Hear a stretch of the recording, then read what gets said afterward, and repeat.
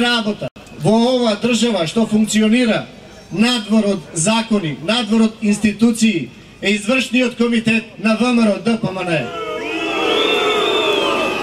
Уште во јуни месец прошлава година навиките им се исти, ништо сменето.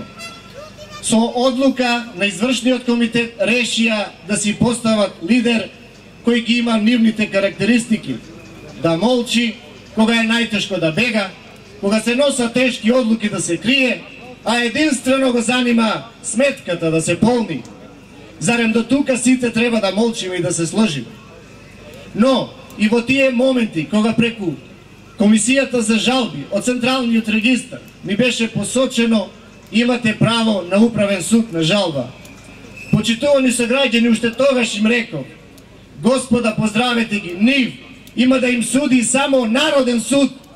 Вечерва Народниот суд не на улиците на Куманово.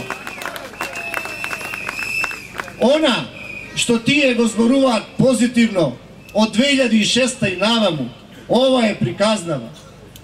Првите денови од владењето, нивниот тогашен министер во владата на Груевски за земјоделство кажа се фалеше на сите состаноци како тој првиот договор го потпиша за продажбата на млекарата, за Светмилк, за земјиштето.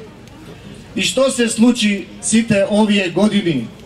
Се случи, а додека се отвараше, се славеше шведско, а наше. Единствено што остана е дека Светмилк е најголемата финансиска пирамида во Македонија, која никогаш не го доживеа епилогот да се знае што се случува.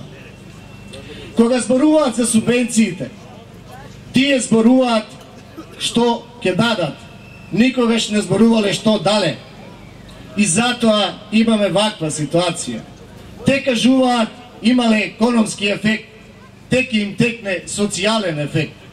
Па ако имале економски ефект, тогаш ќе се почувствуваше зошто Македонија 1 евро извезува, а 2 увезува, увозот никако да запре. Па кога тоа не им годи, велат има социјален.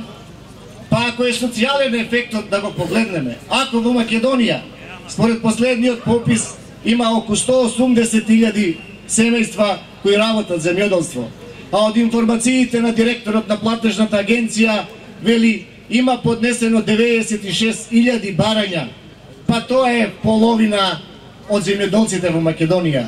И надвор од сето тоа прашањево е колку на вистина од тие земјоделци добиваат. Но тие не застануваат, продолжуваат со својата приказна. Сношти министерот кажа како дале 86 милиони евра, но тие не кажуваат кога и зашто ги дале. А знаат да кажа дека во 2006 имало само 5 милиони евра. А не знаат да кажа дека последните пари се исплатени за 2011 и тоа во месец август 2012 и наваму штама. А кажаа дека знаете сами како се бореа за да се донесе тој буџет. Затоа згазија се, затоа струшија. Јас вечерва ви кажувам дека јас не верувам ниту во законот што го тие применуваат, ниту во институциите. И надзад не би требало воопшто да има.